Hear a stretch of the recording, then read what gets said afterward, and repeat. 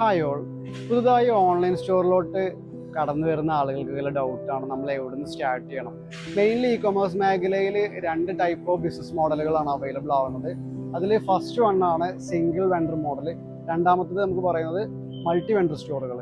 Single vendor store multi vendor സ്റ്റോറുകൾ തമ്മിലുള്ള വ്യത്യാസം നോക്കിയാലോ, നിങ്ങൾ ഏത് ടൈപ്പ് ഓഫ് ബിസിനസ് ആണ് സ്റ്റാർട്ട് ചെയ്യാൻ ഉദ്ദേശിക്കുന്നത് അതിനെ ഡിപ്പെൻഡ് ചെയ്തിട്ടാണ് നമ്മൾ മൾട്ടി വെണ്ടർ സ്റ്റോർ ആണെങ്കിൽ സിംഗിൾ വെണ്ടർ സ്റ്റോർ ആണ് നമ്മൾ ഓപ്റ്റ് ചെയ്യേണ്ടത്.